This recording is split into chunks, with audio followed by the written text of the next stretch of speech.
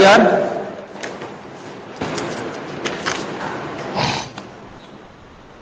ठीक, तो एफआईआर हम लोगों ने पढ़ लिया था, एक बार और फिर से स्टार्ट कर लेते हैं।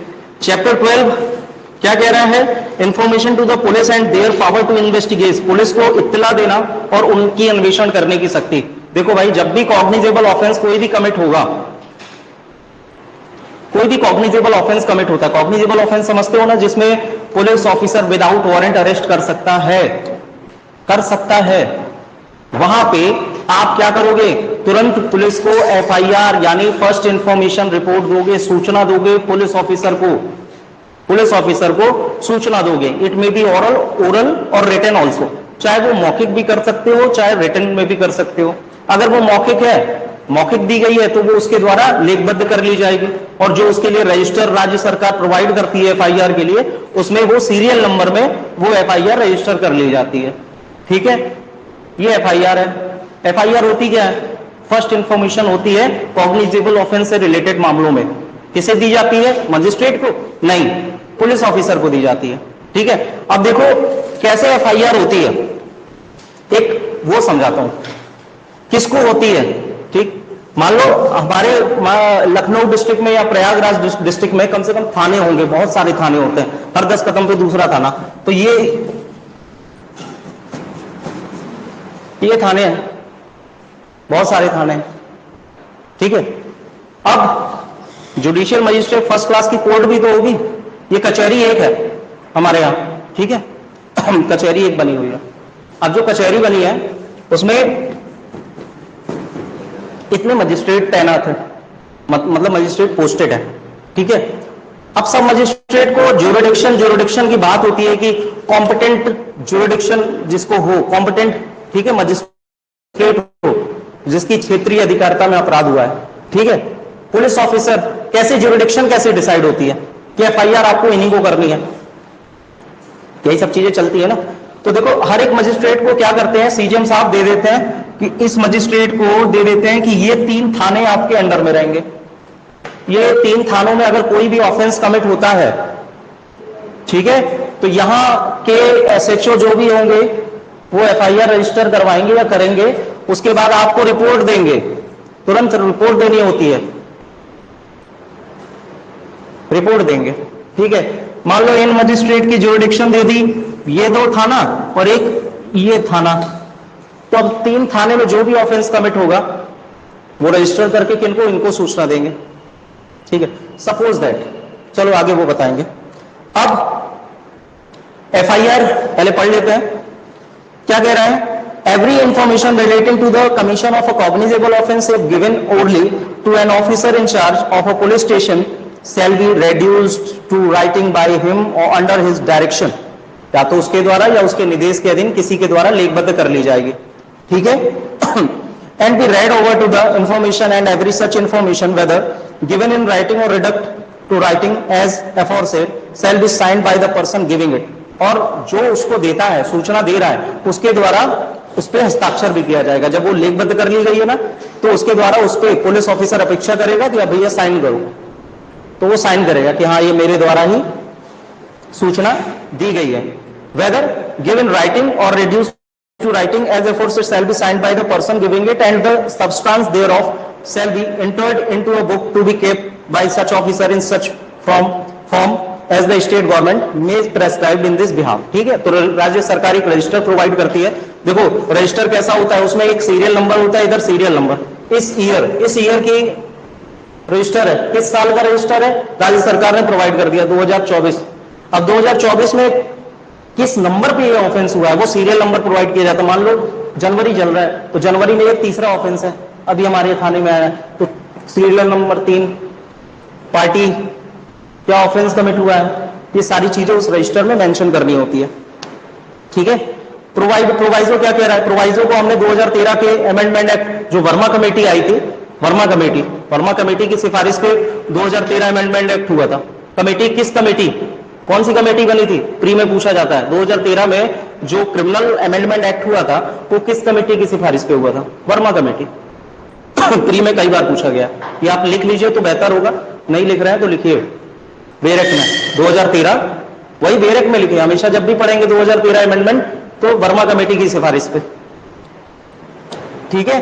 तो ये कह रहा है प्रोविजो बस इतना कह रहा है कि अगर रेप से रिलेटेड है या मॉडेस्टी हर्ट है, चाहे वो 354 ABCD हो या 376 से रिलेटेड हो, तो इनसे अगर रिलेटेड कोई ऑफेंस आ रहा है तो वो किसके द्वारा लिंकबद्ध किया जाएगा? वुमेन पुलिस ऑफिसर, ठीक है, जो लेडीज ऑफिसर होगी उसके द्वारा लिंकबद्ध की जाएगी। फिर नेक्स्ट प्रोवाइजो फर्दर दैट कि अगर वो मेंटली डिसेबल्ड है, मान लो रेप विक्टिम है, वो मेंटली डिसेबल्ड है, तो फिर तो उसके रेजिडेंस पे, जहां उसका निवास स्थान है, भैया उसके निवास स्थान पे चले जाओ, वहां पे आप FIR रजिस्टर कर लो। और अगर जहां वो चूज करे, उसके विकल्प पे, ऑप्शन पे, वो महिला जहां पे चूज करे उसके किसी स्थान पर या किसी द्विभाषीय ट्रांसलेटर जो एक्सपर्ट हो उसकी उपस्थिति में की जाएगी। मान लो कोई गूंगी है, सपोज दैट, अब उसके साथ रेप हो गया, तो अब पुलिस ऑफिसर जा रहा है तो वो तो एक्सपर्ट नहीं है ना, वो कैसे समझेगा? तो इसीलिए वहां पे एक एक्सपर्ट होगा जो समझता है उसके हाव भाव को, वो क्या बोलना चाह रही है। एक्सपर्ट होते हैं ना कई मामलों में, पढ़ाते हैं टीचर, तो उनको लेके जाएगा कि क्या कहना चाह रही है, क्या हुआ उसके साथ, वो बता रही है तो आप बताइए, ट्रांसलेट करिए, ट्रांसलेटर है अगर, या एक्सपर्ट है उस मामले का, ठीक है। तो उसके साथ वो क्या करेंगे, जाएंगे और वहां पे उसकी जो स्टेटमेंट है, FIR है, वो रजिस्टर करेंगे, ठीक है। वीडियोग्राफी भी तैयार की जाएगी। वीडियोग्राफी कैसी? जो रेप विक्टिम है या मॉडेस्टी हर्ट हुई उनकी वीडियोग्राफी भी तैयार की जाएगी, ठीक। फिर उसके बाद सी कह रहा है the police officer shall get the statement of the person recorded by a judicial magistrate under clause A of subsection 5A of section 164 as soon as possible. Rape victim है, उसकी तुरंत स्टेटमेंट रिकॉर्ड की जाएगी, कहां? 164 5A।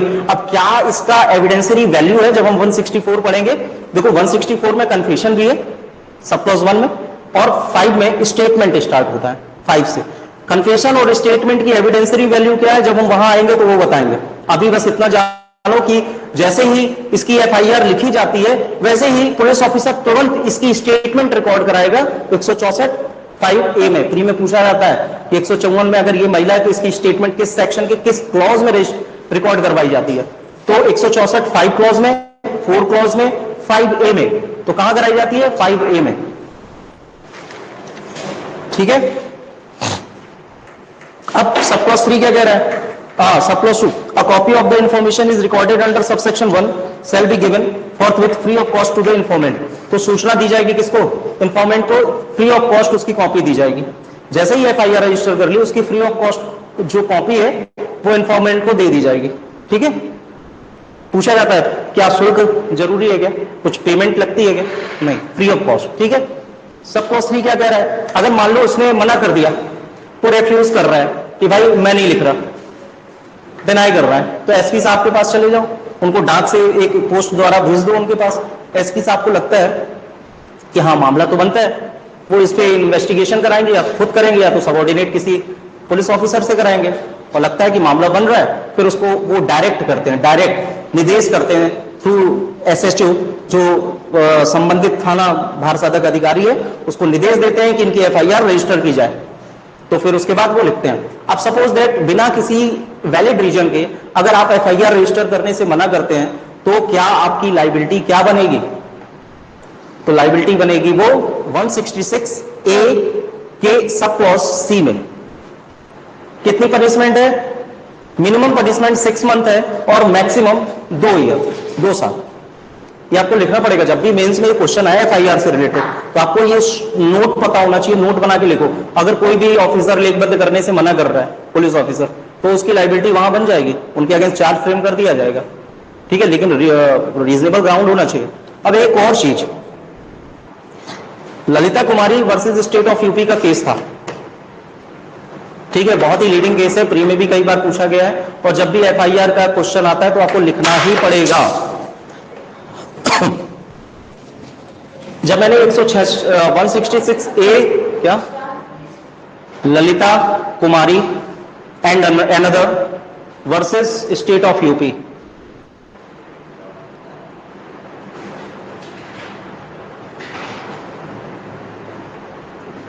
जब मैं बात कर रहा था अभी कि कोई अगर मना करता है एफआईआर लिखने बहुत पहले के, ये ललिता कुमारी बहुत ही लीडिंग केस है, इस पे महत्वपूर्ण बात है, और सुप्रीम कोर्ट की इस पे गाइडलाइन आई है, प्रॉपर गाइडलाइन आई है कि कोई भी ऐसे मना नहीं कर सकता, कोई पुलिस ऑफिसर ये नहीं कह सकता कि हमारे पास जो सूचना आई है पहले हम उसकी इंक्वायरी करेंगे, इन्वेस्टिगेशन करेंगे, अगर लगेगा तो ठीक है हम करेंगे रजिस्टर, अदरवाइज हम मना कर देंगे कि भैया हम नहीं रजिस्टर कर रहे। ठीक है, तो यहां पे इस केस में गाइडलाइन जारी की गई कि देखिए जो सेक्शन 41 है सीआरपीसी का, वो पुलिस में अरेस्ट विदाउट वारंट, कब पुलिस अधिकारी विदाउट वारंट अरेस्ट कर सकते हैं। तो वहां पे जब सब क्लॉज 1, 2 पढ़ेंगे तो वहां रीजनेबल वर्ड यूज किया गया है कि रीजनेबल, युक्त सूचना प्राप्त हुई है, रीजनेबल इंफॉर्मेशन कि कोई संज्ञेय अपराध कारित किया है या करने वाला है, तो आप विदाउट वारंट अरेस्ट कर सकते हो। लेकिन यहां पे तो रीजनेबल नहीं है, वहां पे रीजनेबल होना चाहिए 41 में, यहां पे तो ऐसा कोई भी वर्ड यूज नहीं किया गया रीजनेबल। तो आपको जो एफआईआर है, जैसे ही इंफॉर्मेशन, अब वो रीजनेबल हो चाहे ना हो, आपको एफआईआर रजिस्टर करना मैंडेटरी है। आप ये नहीं कह सकते कि अभी हम पहले इन्वेस्टिगेशन करेंगे कि देखते हैं कि मामला बन रहा है कि नहीं। हाँ, आप एफआईआर रजिस्टर करिए, उसके बाद आप इन्वेस्टिगेशन के दौरान अगर आप पाते हैं तो रद्द कर दीजिए एफआईआर। हाँ, आपके अपोजिट पार्टी के पास ऑप्शन है 482 हाई कोर्ट में, 226 हाई कोर्ट में पिटीशन फाइल करे, 482 की फाइल करे और एफआईआर को क्वेश करा दे ना। लेकिन एफआईआर रजिस्टर करना मैंडेटरी है। जैसे ही आपको इंफॉर्मेशन कॉग्निजेबल ऑफेंस से रिलेटेड मिलेगी, आपको एफआईआर रजिस्टर करना पड़ेगा। आप इफ बट नहीं कर सकते, इफ बट नहीं कर सकते। ठीक है, ललिता कुमारी वर्सेस स्टेट ऑफ यूपी। अब एक और चीज कि इसकी एविडेंसरी वैल्यू क्या है, एविडेंसरी वैल्यू क्या है एफआईआर की, क्या ये साक्ष्य है क्या? आग्नू नागेसिया वर्सेस स्टेट ऑफ बिहार है कि बॉम्बे है, देख लीजिएगा। इस केस में बोला गया था कि it is not a substantive piece of evidence, ये कोई साक्ष्य नहीं है, इसके आधार पे कन्विक्शन एक्विटल नहीं होता है। ठीक है, ये मात्र प्रथम इत्तला है, फर्स्ट इंफॉर्मेशन रिपोर्ट है किसी अपराध के होने के बारे में। वो अपराध कैसा? Cognizable offence. इसके आधार पर इन्वेस्टिगेशन किया जा सकता है, इन्वेस्टिगेशन की कार्यवाही शुरू की जाती है। इसीलिए इसकी एविडेंसरी वैल्यू क्या है? अगर ये मेंस में क्वेश्चन आते ही है, जो एफआईआर क्या है, एफआईआर को डिफाइन करिए, एफआईआर की प्रक्रिया का वर्णन करते हुए इसकी साक्षिक मूल्य एविडेंसरी वैल्यू को बताइए। तो इसकी एविडेंसरी वैल्यू क्या है? एविडेंसरी वैल्यू केवल इतनी है कि इसको कॉरोबरेशन और कंट्राडिक्शन के पर्पस के लिए यूज कर सकते हैं। कॉरोबरेशन मतलब संपूषक साक्ष्य के रूप में, और कंट्राडिक्शन मतलब उसका जो स्टेटमेंट है कि वो भैया एफआईआर जो लिखा है वो झूठा है, ये फेक एफआईआर है, कंट्राडिक्ट करने के लिए सेक्शन 157 और 145 इंडियन एविडेंस एक्ट के तहत इसका यूज किया जा सकता है। But it is not a substantive piece of evidence, इसके आधार पर आप किसी भी व्यक्ति को कन्विक्ट नहीं कर सकते। ठीक है, ये वाला केस लिख लीजिएगा क्योंकि एविडेंसरी वैल्यू पे लीडिंग केस है आग्नू नागेसिया का। Aghnu Nagesia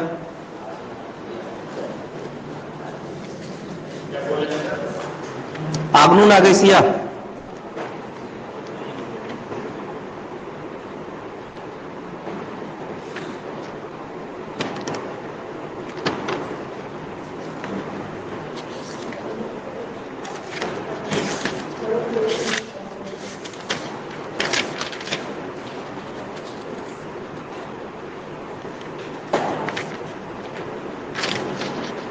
state of Bihar versus state of Bihar. ठीक है, समझ में आया? कोई आपसे पूछे कि मजिस्ट्रेट की ज्यूरिडिक्शन, जहां भी बात आए कि उसकी कॉम्पिटेंट ज्यूरिडिक्शन, तो समझ में आया ये ज्यूरिडिक्शन कैसे डिसाइड होती है ना। अब वो जो ऑफिसर इंचार्ज है इस थाने का, वो किसको करेगा? किसी भी मजिस्ट्रेट को करेगा क्या? नहीं, जो उसकी अधिकारिता जिससे लगी हुई है उसको रिपोर्ट दिया करेगा। अब जैसे एफआईआर हो गई, आपने किसी व्यक्ति को विदाउट वारंट अरेस्ट कर लिया, अब छोड़िए अरेस्ट छोड़िए, जैसे ही एफआईआर रजिस्टर होती है ना, रजिस्टर होती है और आप किसी व्यक्ति को विदाउट, क्योंकि कॉग्निजेबल ऑफेंस है तो सेक्शन 41 कहता है कॉग्निजेबल ऑफेंस कभी भी आपको प्रतीत होता है तो आप विदाउट वारंट अरेस्ट कर लो, तो तुरंत आपको एक कॉपी भेजनी पड़ती है संबंधित मजिस्ट्रेट को जिसकी ज्यूरिडिक्शन है। क्यों क्यों भेजनी पड़ती है? हाँ, ताकि पता तो लगे कि मामला कैसा है, ये तो हो कि विदिन 24 आवर हमारे समक्ष पेश किया कि नहीं, आपको रिपोर्ट करनी होती है, लेकिन प्रैक्टिकली होता नहीं है।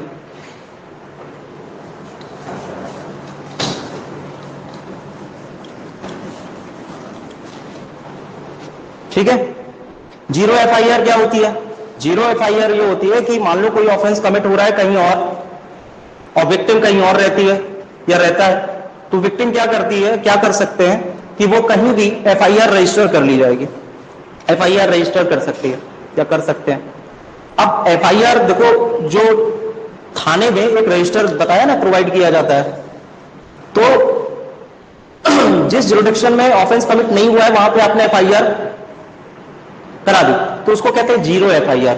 उस पर कोई सीरियल नंबर नहीं दिया जाएगा, वो जीरो एफआईआर। रजिस्टर तो कर लेंगे क्योंकि सुप्रीम कोर्ट की गाइडलाइन है कि आपको करना पड़ेगा, तो आप करवा सकते हो और उनको करना पड़ेगा।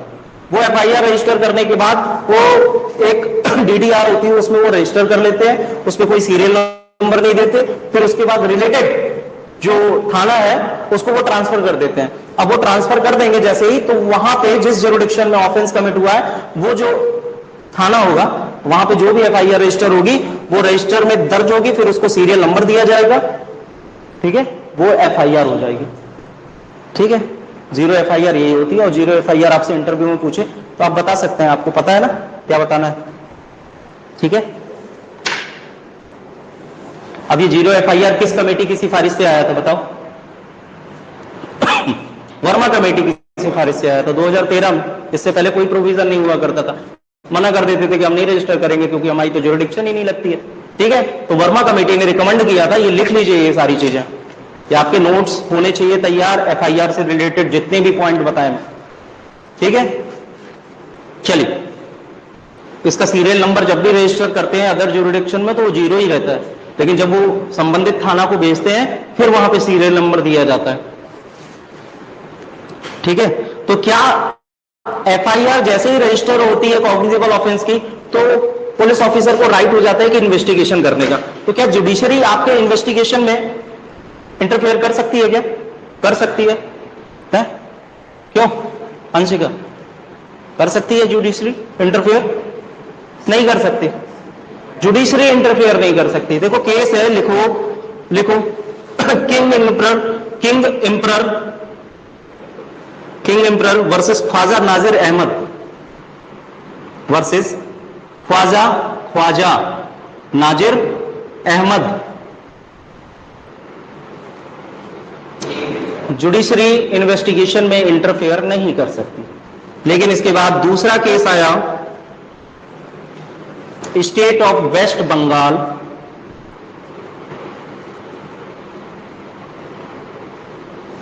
निकिता आप कॉपी पे लिखिए क्योंकि बहुत सारे केस हैं। कहां तक किताब में लिखेंगे? तो उसको भर देंगे। State of West Bengal versus S N. Basak, क्योंकि देखो ये इंपॉर्टेंट हमारा सेक्शन है और विदाउट केस लॉ इसको कंप्लीट नहीं कर सकते हम, केवल बेरेक की सेक्शन लिख देना सफिशिएंट नहीं है, ठीक है। बहुत सारे क्वेश्चन बनते हैं, क्या जुडिशरी इंटरफेयर कर सकती है? तो जो पहले वाला केस था हमारा उसमें कह दिया कि जुडिशरी इंटरफेयर नहीं करेगी। लेकिन दूसरा जो केस आया हमारा, state of West Bengal versus S N. Basak,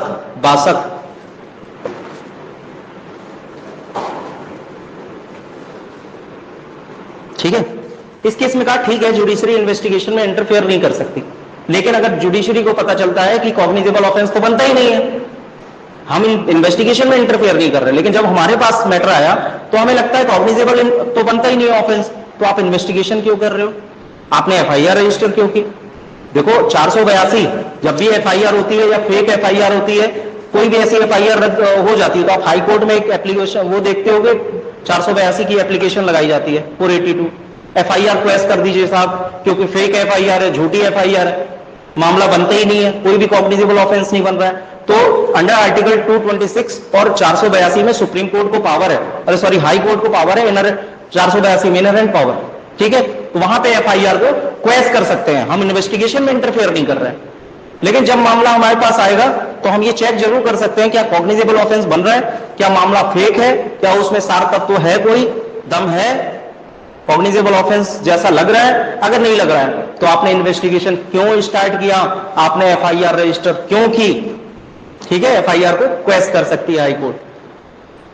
clear?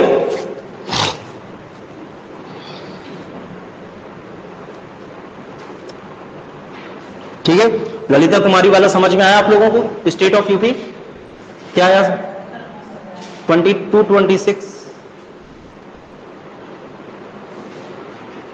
ठीक है। अब एक क्वेश्चन यहां से बनता है, डिले ऑफ एफआईआर। एफआईआर घटना आज हुई है, ठीक है, आप एफआईआर रजिस्टर कर रहे हो 4 दिन बाद, तो यहां पे आपको कहानी गढ़ने का समय मिल जाता है। तो कोर्ट ये मान के चलती है कि डिले ऑफ एफआईआर, ये एक क्वेश्चन मार्क रहता है। अगर आप एक्सप्लेन कर ले गए कि डिले क्यों हुआ, वेल एंड गुड, और आप एक्सप्लेन नहीं कर पाए तो यहां पे ये क्वेश्चन मार्क रहता है, ठीक है।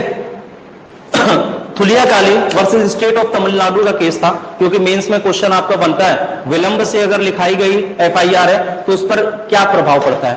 तो डिले ऑफ एफआईआर हेडिंग डाल के एक केस लिखिए, Thulia Kali, Thulia THULIA, Thulia Kali versus state of Tamil Nadu.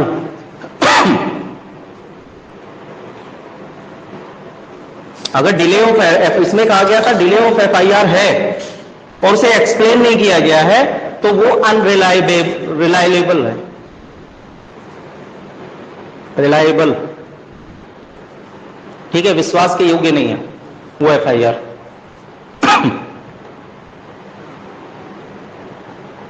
ठीक है, दूसरा केस आया Ramjag versus state of UP. Ramjag versus state of UP.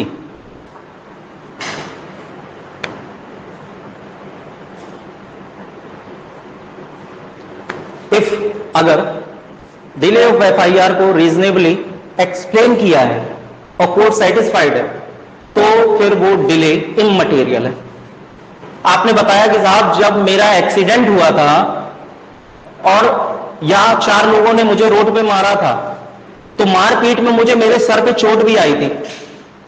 जब मेरे मारपीट में सर पे चोट आई और मेरा फ्रैक्चर था, पूरी बॉडी इनने कार भी चढ़ा दी थी मेरे ऊपर, तो उस समय नेसेसरी था कि मैं हॉस्पिटल में एडमिट हूं, ठीक है, क्योंकि मैं अनकॉन्शियस हो चुका था, मैं होश में ही नहीं था। जब मुझे ले गया हॉस्पिटल ले जाया गया तो पूरा परिवार उसी में व्यस्त था, रोने धोने में। मैं पट्टी बंधी ऐसे, मैं 2 दिन तो कोमा में रहा, 3 दिन मुझे तो होश ही नहीं था कि मेरे साथ हुआ क्या। लाठी डंडे से सर पे वार किया गया था, ठीक है, तो जो सर पे जो अंदरूनी चोट आई थी उससे मैं होश में आया 3 दिन बाद। अब मेरी ये फ्रैक्चर हुआ है तो मैं 10 दिन तक तो सिचुएशन नहीं था कि बेड से उठूं, ठीक है। ये जो मैं 15 दिन बाद आके आपको एफआईआर रजिस्टर करा रहा हूं तो उसके पीछे ये रीजन था और ये रही मेडिकल रिपोर्ट, ठीक है। तो एक स्वाभाविक सी बात है कि सर पे चोट लगने से आप लाठी डंडे से वार करोगे, रीजनेबली एक्सप्लेन किया ना, स्वाभाविक सी बात है कि आप मरी हुई अवस्था में डले हो, पहले जीवित बच जाओ वही काफी है, तो पहले ट्रीटमेंट कराओ ना, एफआईआर तो तब भी हो जाएगी। कोर्ट कहता है कि आप रीजनेबली एक्सप्लेन कर दो, ठीक है। लेकिन क्या रेप जैसे मामलों में अगर 2-2 महीने बीत जा रहे हैं, रेप आज हुआ, अब वो विक्टिम आ रही है 2 महीने 3 महीने बाद, 7 दिन बाद, तो क्या वो डिले इन क्वेश्चन है, क्या वो मटेरियल है, इममटेरियल है? बताइए क्यों?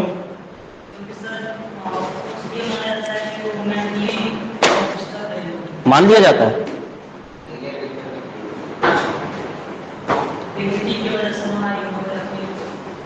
ठीक है। Harpal Singh versus state of Himachal Pradesh.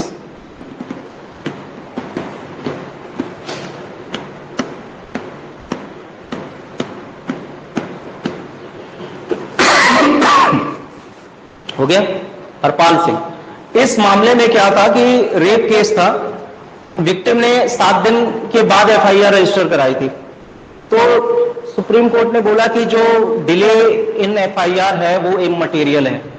Even 7 दिन तो छोड़ो, 2 महीने भी बीत गए ना, तो वो इमटेरियल है। ठीक है, क्योंकि भैया उनको अपनी डिग्निटी को प्रोटेक्ट करना है। रेप जैसे मामलों में वो अपनी डिग्निटी को प्रोटेक्ट करने के लिए इंफॉर्मेशन को लीक नहीं करना चाहते। ठीक, तो ऐसे मामलों में अगर 2 महीने डिले भी हो जाए ना और विक्टिम आके 2 महीने बाद भी अगर एफआईआर रजिस्टर करा रही है तो वो इमटेरियल है डिले। एफआईआर रजिस्टर करिए, इन क्वेश्चन नहीं है वो। ठीक है, Harpal Singh versus state of Himachal Pradesh. आप लिख नहीं रहे हैं, बस आराम से विश्राम कर रहे हैं। देखिए, ये समझ में आया? डिले ऑफ, हाँ, आप रीजनेबली एक्सप्लेन करिए ना। अब वो मारपीट वाले मामले में भी एक्सप्लेन कर दिया, रेप जैसे मामलों में भी हमें समझ में आ रहा है। ठीक है, रेप जैसे मामलों में भी समझ में आता है, वहां पे आप डिग्निटी को प्रोटेक्ट, बस इतना कहना है कि साहब, क्योंकि कोर्ट प्रिज्यूम करके चलती है कि ऐसे मामले हैं कि कोई भी नहीं चाहेगा कि ये इंफॉर्मेशन लीक हो। सोसाइटी को देखते हुए पहले वो अपनी डिग्निटी को प्रोटेक्ट करेगा, सोचेगा। लेकिन ये पहले हुआ करता था, अब तुरंत एफआईआर होती है। सोसाइटी भी अवेयर है, लोग भी अवेयर है, विक्टिम भी अवेयर है। ठीक है, तो ये थे हमारे एफआईआर पे केस लॉ। एविडेंसरी वैल्यू भी हमने बता दी, आग्नो नागेसिया वर्सेस स्टेट ऑफ बिहार के केस में 145 और 157 इंडियन एविडेंस एक्ट के तहत आप उसको कॉरोबरेटेड, क्योंकि प्री में क्वेश्चन पूछा जाता है इसकी एविडेंसरी वैल्यू क्या है, तो प्री में ऑप्शन आएगा संपोषक साक्ष्य और खंडन करने के पर्पस के लिए। ठीक है, या दोनों, या इनमें से कोई नहीं, तो बोथ, दोनों, कॉरोबरेशन और कंट्राडिक्शन दोनों। क्योंकि आप एफआईआर में वो कुछ और कह रहा है। ठीक है, कि रात में 10 बजे मैं जा रहा था, मुझे मारा गया। 161 के स्टेटमेंट में कह रहा है कि सुबह 7 बजे मैं टहलने निकला और इन्होंने मुझे वहां ग्राउंड में मारा। कंट्राडिक्ट हो रहा है ना। तो फिर अपोजिट पार्टी का काउंसिल कह सकता है कि साहब देखो, डिफेंडेंट एक्यूज का काउंसिल है, वो कह सकता है देखिए साहब, पहले ये कह रहा था कि रात की घटना है, अब ये देखिए कह रहा है मैं सुबह टहलने गया, तो उसको झूठा इंपीचमेंट, आप उसकी क्रेडिबिलिटी को इंपीच कर दीजिए कि उसकी क्रेडिबिलिटी नहीं है साहब, वो कभी कुछ और कहता है, कभी कुछ और कहता है। बोल रही क्यों भाई, क्या है ये, क्यों सावन बन रहे हो? ठीक है, तो ये समझ में आया कंट्राडिक्शन और कॉरोबरेशन समझ में आया? कॉरोबरेशन क्या होता है?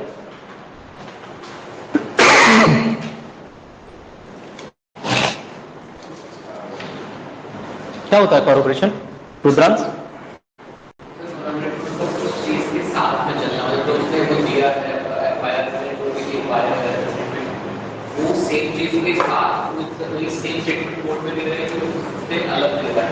देखो, कॉरोबरेशन, सपोज दैट, एक कॉरोबरेशन का एग्जांपल समझाता हूं। मैंने कहा कि साहब, मैं जिस दिन मेरे ऊपर एलिगेशन लगाया गया है उस दिन मैं इलाहाबाद में था ही नहीं, प्रयागराज में था ही नहीं, लखनऊ में था ही नहीं, और मेरे ऊपर इन्होंने एलिगेशन लगा दिया। ये आपका स्टेटमेंट है। कॉरोबरेशन कैसे होगा? कॉरोबरेशन के तौर पे अब आपको प्रूफ करना है, बर्डन ऑफ प्रूफ क्योंकि विशिष्ट मामले हैं, तो 103 में आपकी लाइबिलिटी बनती है, आप ही एक्सक्यूज ले रहे हैं, तो आप ही प्रूफ कर दो कि आप नहीं थे। तो आपने दिल्ली में जो सेमिनार अटेंड किया था वहां की वीडियो पेश कर दी, तो आपका स्टेटमेंट प्लस वो वीडियो कॉरोबरेट हुआ कि हाँ भाई ये हैं। दूसरी चीज, आपने फ्लाइट से यहां से टिकट बुक की थी लखनऊ से दिल्ली की, ठीक है, तो फ्लाइट में अपीयरेंस आपकी पता करवाया गया, वहां से एविडेंसेस आए कि हाँ भाई इस दिन ये आदमी सीसीटीवी फुटेज में यहां से जा रहा था और दिल्ली एयरपोर्ट पे उतरा भी था, तो इसके स्टेटमेंट से वो भी कॉरोबरेट हो गया। तो कॉरोबरेट हुआ, तो इनकी ये जो क्रेडिबिलिटी है ये वैलिड है, ये जो कह रहे हैं ये सच है, इसको कहते हैं कॉरोबरेशन। कंट्राडिक्शन तब होता है कि जब आप स्टेटमेंट अलग दे रहे हो, फिर अलग दे रहे हो, तो झूठ बोल रहे हो आप, तो इनको कंट्राडिक्ट करने के लिए साहब ये झूठा है, ये झूठ बोल रहा है। समझ में? कॉरोबरेशन और कंट्राडिक्शन। तो कॉरोबरेशन कहां होता है? 157 इंडियन एविडेंस एक्ट में। और कंट्राडिक्शन कहां होता है? बहुत जगह होता है, लेकिन एफआईआर हम कर रहे हैं कि प्रीवियस रिटन स्टेटमेंट को कॉन्ट्राडिक्ट किया जाएगा 145 में। ठीक है, 145 इंडियन एविडेंस एक्ट पढ़िएगा। चलिए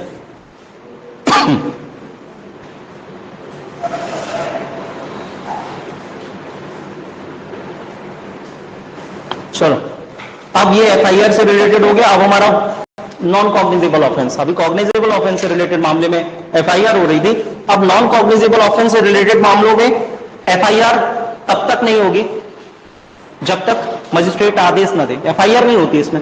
ठीक है, जैसे ही आप जाओगे एनसीआर लेके थाने में, तो वो क्या करेगा? लेखबद्ध तो कर लेगा और कहेगा कि हम कुछ नहीं कर सकते इसमें। आप जाओ मजिस्ट्रेट के पास परमिशन लेके आओ, वो वारंट इशू करेंगे, वो अलाउ करेंगे, तब तो हम एक्शन लेंगे। तो 155 क्या कह रहा है? Information as to non cognizable cases and investigation of such cases. क्योंकि देखो भाई, हीनियस ऑफेंस होते हैं कॉग्निजेबल ऑफेंस, ठीक है, और लेस हीनियस होते हैं क्या? नॉन कॉग्निजेबल, छोटे मोटे अपराध होते हैं ये। तो इन मामलों में जब तक मजिस्ट्रेट आपको परमिशन न दे दे तब तक आप एक्शन नहीं ले सकते। और कॉग्निजेबल ऑफेंस में क्या मजिस्ट्रेट की परमिशन की जरूरत है क्या? नहीं। आप एफआईआर करो, इन्वेस्टिगेशन करो without permission of the magistrate, आप क्या करो? अरेस्ट करो, अलाउड है। तो 155 कह रहा है कि when information is given to an officer in charge of a police station of the commission within the limit of such station of a non cognizable offence, he shall enter or cause to be entered the substance of the information in a book to be kept by such officer in such form as the state government may prescribe in this behalf and refer the informant to the magistrate। अब इस magistrate को भेजेगा। तो ये जो jurisdiction बताई थी मैंने, उस मजिस्ट्रेट को जिसकी ज्यूरिडिक्शन में वो थाना आ रहा है, कहेगा जाइए उनसे परमिशन लेके आइए। हम एक्शन नहीं ले सकते, पहले आप परमिशन ले लीजिए, क्योंकि ये नॉन कॉग्निजेबल ऑफेंस है। ठीक है। Suppose no police officer shall investigate a non-cognizable case without the order of a magistrate having power to try such case or commit the case for trial। ठीक है, तो असंज्ञेय मामलों में वो अन्वेषण तब तक नहीं कर सकता जब तक संबंधित मजिस्ट्रेट ने उसमें आदेश जारी ना कर दिया हो जो उस मामले की विचारण कर सकता है। अब एक और चीज यहाँ पे सबको 3 क्या कह रहा है कि अगर मान लो मजिस्ट्रेट ने आपको अलाउ कर भी दिया, तो विदाउट वारंट अरेस्ट करने के अलावा जो विदाउट वारंट इन्वेस्टिगेशन की जो प्रोसीजर है वो आप फॉलो कर सकते हो, लेकिन अरेस्ट नहीं कर सकते। ठीक है, तो यहां पे कह रहा है any police officer receiving such order may exercise the same power in respect of the investigation except the power to arrest without warrant as an officer in charge of a police station may exercise in a cognizable case. तो cognizable case में जो police officer जब जैसे investigation कर सकता था वैसे ही आप इन्वेस्टिगेशन करेंगे जब आपको वहां से मजिस्ट्रेट आपको परमिशन दे देते हैं, लेकिन आप विदाउट वारंट अरेस्ट नहीं कर सकते। क्लियर? चलिए चौथा क्या कह रहा है? Where a case related to 2 और मोर ऑफेंस। यहां से प्री का एक क्वेश्चन बनता है कि सपोज दैट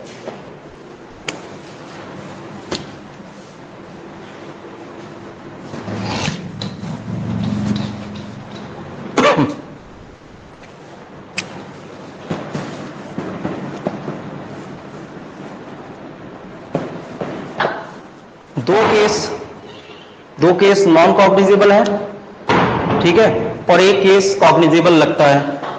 ठीक है, इसकी इंफॉर्मेशन दी गई है, तो ये कैसे ट्रीट किए जाएंगे? तीनों केस ये ऐसे ट्रीट किए जाएंगे जैसे ये कॉग्निजेबल ऑफेंस है। ये प्री में कई बार आया है। तो मान लीजिए 2 केस, उस मामले में 2 केस नॉन कॉग्निजेबल लग रहे हैं। सपोज दैट ए ने घर में घुस के चोरी करने की योजना बनाई, ठीक है, चोरी करने की योजना बनाई, एंटर किया घर में रात में रात्रोगृह भेदन किया, ठीक है, उसके बाद आपने चोरी भी की। चोरी करने के बाद सत्यम जैसा एक आदमी आया और मैंने उसको पुश कर दिया। ठीक है, अरे हल्के में मत लो, मैंने केवल पुश कर दिया यानी हर्ट किया, उपहती, कितने में उपहती हो गई, ठीक है, और वापस आ गया। या मैंने सामान दिया है तो इनको 2-4 लाठी डंडों से मारा तो फ्रैक्चर हो गया। अब यहां पे कॉग्निजेबल भी है और नॉन कॉग्निजेबल भी है ना? पुश करना ये तो नॉन कॉग्निजेबल है, छोटा मोटा अपराध है, मैंने पुश किया। आप ये कहानी बता रहे हो थाने में आके कि साहब उन्होंने मुझे धक्का दिया तो मैं पीछे गिर पड़ा बस, ठीक है। तो ये जो कहानी है इसमें तो कुछ मामले आपके नॉन कॉग्निजेबल भी हैं और बहुत सारे कॉग्निजेबल हो गए क्योंकि मैंने लाठी डंडे से मार दिया, फ्रैक्चर हो गया उन्हें। तो ये सारे मामले कैसे ट्रीट किए जाएंगे? सारे मामले ऐसे ट्रीट किए जाएंगे जैसे वो कॉग्निजेबल हो, ठीक है। ये प्री में क्वेश्चन बनता है। तो सब क्लॉज आपका आगे क्या कह रहा है? 5(4) where a case related to 2 or more offenses of which at least one is cognizable, the case shall be deemed to be a cognizable case, notwithstanding that the other offenses are non cognizable। इस बात के होते हुए भी कि भले ही और मामले नॉन कॉग्निजेबल है, सब कॉग्निजेबल जैसे ट्रीट किए जाएंगे। अब एक और चीज, मान लो 155 में जो थाना था, थाने ने जिस मजिस्ट्रेट को कॉम्पिटेंट था उसको इंफॉर्मेशन देनी चाहिए थी, जाओ भैया, भेजना था कि इन मजिस्ट्रेट के पास जाओ क्योंकि इनकी ज्यूरिडिक्शन है, लेकिन उसने गलत मजिस्ट्रेट के पास भेज दिया और गलत मजिस्ट्रेट ने आदेश दे दिया इन्वेस्टिगेशन का। तो फिर अब इस आदेश का क्या होगा? इन्वेस्टिगेशन चालू हो गई है। हाँ बोलिए, तेज बोलिए, गलत सही कुछ भी बोले, लॉ किया है आपने भाई, बोलिए। मान लिया जाएगा, क्यों? क्योंकि लॉ में ये नहीं कहा गया कि हम मान लेते हैं किसी चीज को, आपके पास वैलिड रीजन है।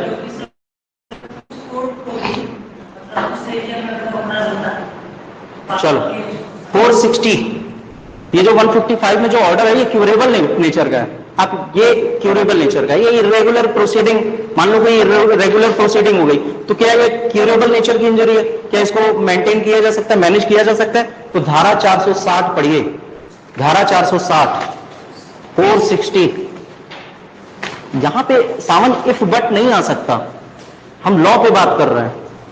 आप वहां पे कोर्ट को कहेंगे तो प्रिज्यूम कर लीजिए, तो कहेंगे क्यों?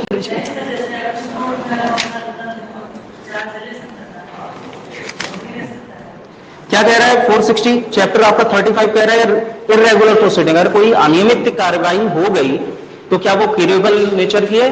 ठीक है, कह रहा है 460 irregularities which do not vitiate proceeding, वो कार्यवाही को खत्म नहीं करती, ठीक है। तो if any magistrate not empowered by law to do, वो एम्पावर्ड नहीं है to do any of the following things, namely, अब इसका बी क्लॉज पढ़िए, to order under section 155 the police to investigate an offence, ठीक है। तो वो कार्यवाही अपास्त नहीं की जाएगी, खत्म नहीं की जाएगी, सेटिसाइड नहीं की जाएगी, केवल इस आधार पर कि उनको ज्यूरिडिक्शन नहीं थी, एम्पावर्ड नहीं थे आदेश देने के लिए, तो इस आधार पर। तो ये सब चीजें आपको मेंस में इंपॉर्टेंट है।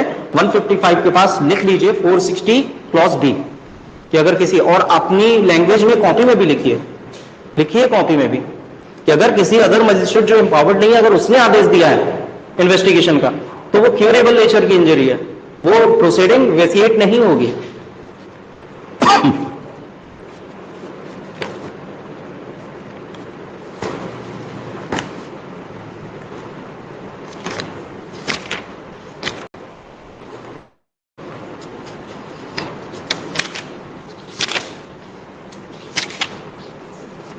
अच्छा, इसके पहले की सेक्शन सही लग रही थी कि यहाँ की सेक्शन सही लग रही है?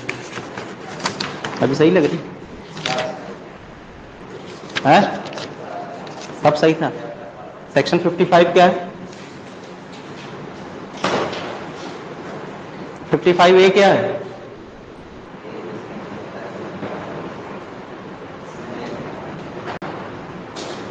अच्छा सुनो, पुलिस विदाउट वारंट अरेस्ट कब कर सकती है, किस सेक्शन में नई सीआरपीसी में?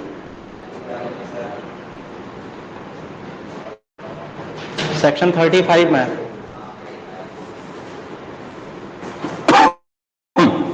ठीक है, चल, अब कॉग्निजेबल ऑफेंस में इन्वेस्टिगेशन करने की पावर है, ठीक है। यहां पे मजिस्ट्रेट भी आपको आदेश दे सकते हैं 156 सब क्लॉज 3 में, अगर आप इन्वेस्टिगेशन नहीं कर रहे हो, एफआईआर रजिस्टर नहीं कर रहे हो, तो मजिस्ट्रेट के पास अगर आप कंप्लेंट लेके जाते हो तो वहां पे मजिस्ट्रेट कॉग्निजेंस लेगा, कॉग्निजेंस लेने के बाद आपको डायरेक्ट कर सकता है, निर्देश दे सकता है कि भैया एफआईआर रजिस्टर करो और इन्वेस्टिगेशन करो। 156(3) की पावर बहुत ही वाइडर है। क्या कह रहे हैं 156?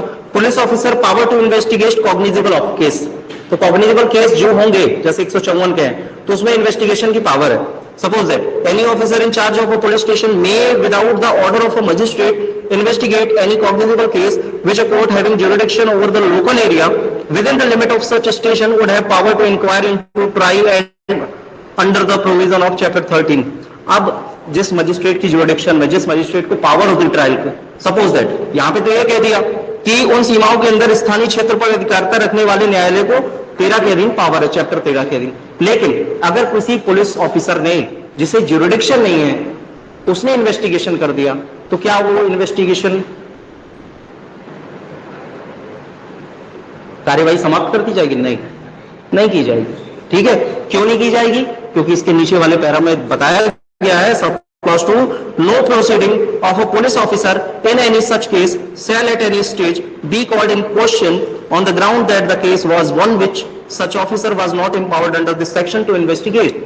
कोई भी ऐसा प्रश्न चिन्ह नहीं खड़ा किया जाएगा ऐसे किसी मामले में, पुलिस अधिकारी की किसी कार्यवाही को किसी भी प्रक्रम में इस आधार पर प्रश्नगत नहीं किया जाएगा कि वो मामला ऐसा था जिसमें ऐसा अधिकारी इस धारा के अधीन अन्वेषण करने के लिए एम्पावर्ड नहीं था, सशक्त नहीं था, उसको पावर ही नहीं थी क्योंकि उसकी जुरिडिक्शन का केस नहीं था। ये दूसरी जुरिडिक्शन, ये तो मेरी जुरिडिक्शन में आता है साहब, ये इनकी जुरिडिक्शन में नहीं आता था, उसके बावजूद भी इनने इन्वेस्टिगेट किया है, तो आप क्वेश्चन नहीं कर सकते। सेक्शन 156 रोक देती है। ठीक है, अब मान लो नहीं कर रहे हो एफआईआर, नहीं कर रहे हो इन्वेस्टिगेशन, कॉग्निजेबल ऑफेंस हुआ है, कॉग्निजेबल ऑफेंस, भाई क्यों आए हो? जीएस करने?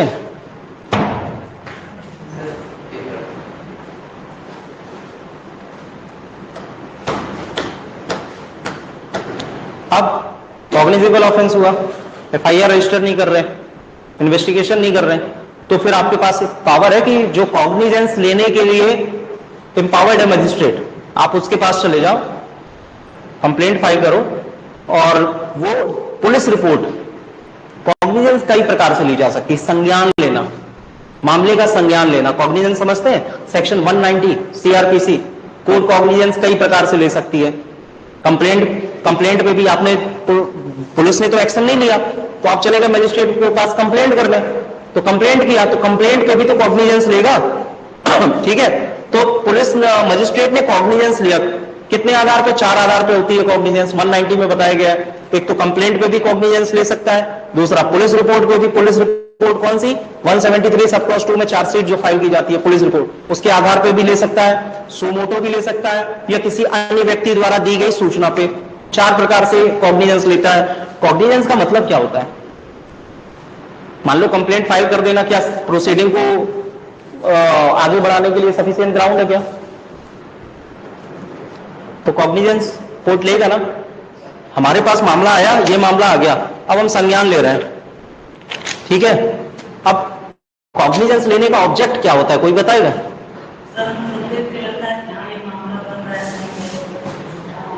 ये हमने पढ़ाया है ऑनलाइन में। जुडिशियल माइंड अप्लाई करना, जुडिशियल माइंड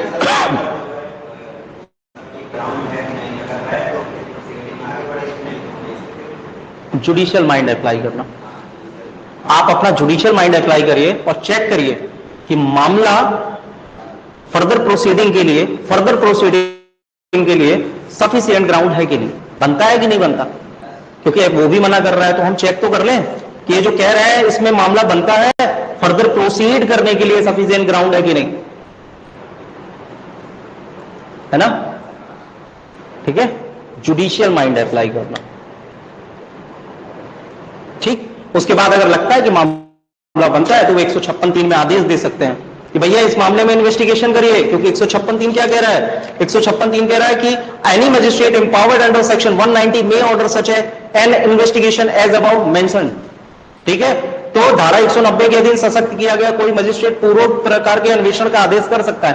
तो एक चीज याद रखिएगा, जब भी कोई कॉग्निजेबल ऑफेंस कमिट होता है तो आपसे कोई पूछे, जैसे इंटरव्यू में पूछ लिया क्या रेमेडी अवेलेबल है अगर पुलिस ऑफिसर नहीं लिख रहा है, रजिस्टर कर रहा है, एक तो उसकी लाइबिलिटी तो बनेगी अलग 166A क्लॉज C में, आपके पास क्या रेमेडी अवेलेबल है? तो बोलिए कि साहब हम एसपी साहब के पास जा सकते हैं सब क्लॉज 4 में।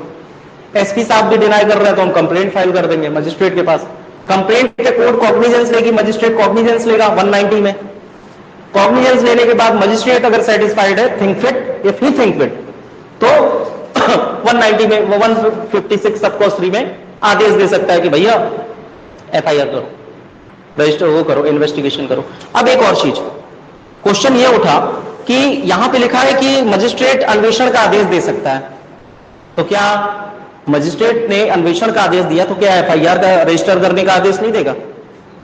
ठीक है, तो एक केस आया, जो केस था आपका वो था मधुबाला वर्सेस सुरेश कुमार, मधुबाला वर्सेस सुरेश कुमार का केस था 156(3) पे। इसमें कहा गया कि जैसे ही वो इन्वेस्टिगेशन का आदेश देते हैं कि भैया कॉग्निजेबल केस बन रहा है, आप इन्वेस्टिगेशन स्टार्ट करिए, तो ये समझ लीजिए कि पहली प्रोसीडिंग एफआईआर होगी, क्योंकि विदाउट एफआईआर कोई भी कॉग्निजेबल केस में इन्वेस्टिगेशन स्टार्ट हो ही नहीं सकता ना। तो ये इंप्लाइडली है कि आपको एफआईआर रजिस्टर करना पड़ेगा, मधुबाला वर्सेस सुरेश कुमार। अब जो बहुत ज्यादा इंपॉर्टेंट है और कई बार मेंस में क्वेश्चन बनता है 156(3) से,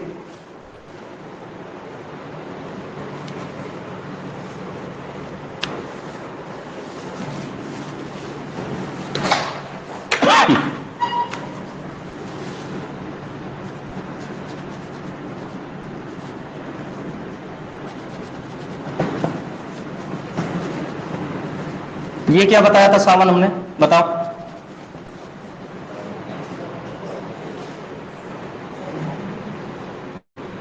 क्या कोर्ट 156(3) में जो आदेश देगी, कॉग्निजेंस लेने के पहले देगी कि या कॉग्निजेंस लेने के बाद?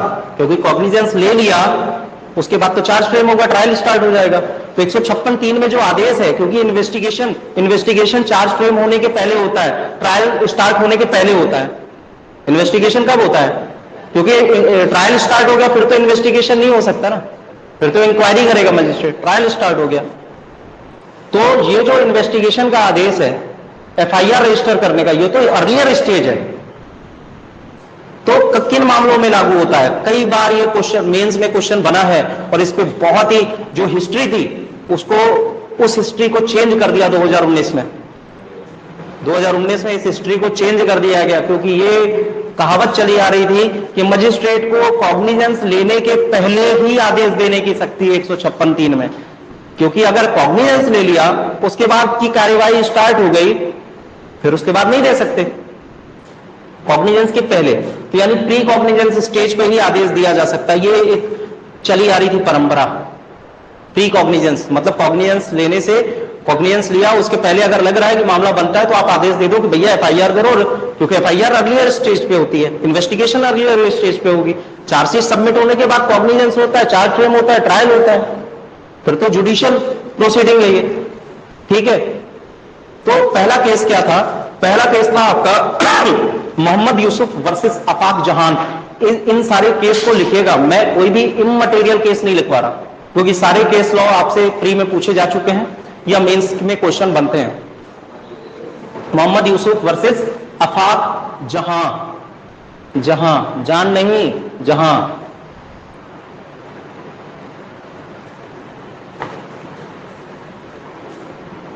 मोहम्मद यूसुफ वर्सेस आफाक जहां। ठीक है,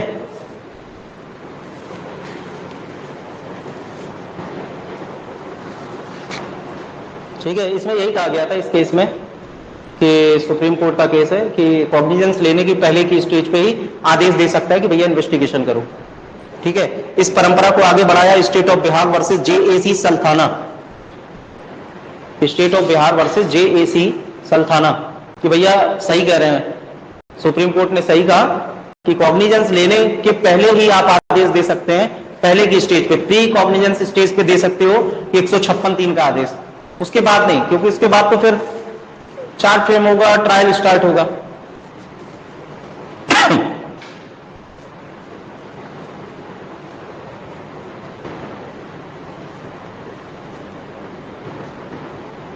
ठीक है, लेकिन एक हिस्टोरिकल केस जो 2019 में आया, वीनू भाई, वीनू VINUBHAI, वीनू भाई, हरि भाई, ये सब नाम गुजरात में ही मिलेंगे, भाई भाई।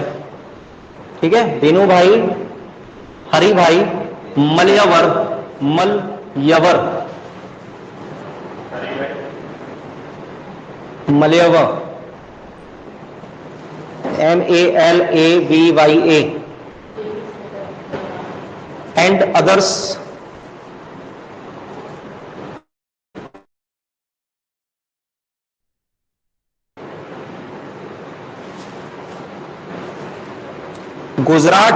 Gujarat and others 2019 Supreme court.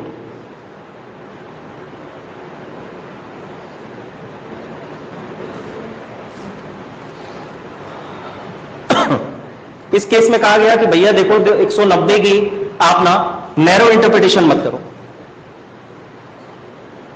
Narrow interpretation मत करो। इस केस में कहा गया कि जो 156(3) का आदेश है वो मजिस्ट्रेट कॉग्निजेंस लेने के बाद भी दे सकता है, लेकिन कंडीशन ये है कि अभी ट्रायल स्टार्ट ना हुआ हो। देखिए ये चीज, ये हिस्टोरिकल केस था। इस केस में कहा गया कि आप इसकी नैरो इंटरप्रिटेशन मत करिए और मजिस्ट्रेट 156(3) में आदेश कॉग्निजेंस के बाद भी, यानी पोस्ट कॉग्निजेंस, पोस्ट स्टेज पे भी दे सकता है, पोस्ट कॉग्निजेंस स्टेज पे भी दे सकता है। कंडीशन यह है कि ट्रायल स्टार्ट ना हुआ हो, क्योंकि ट्रायल स्टार्ट हो जाने के बाद नहीं दे सकता।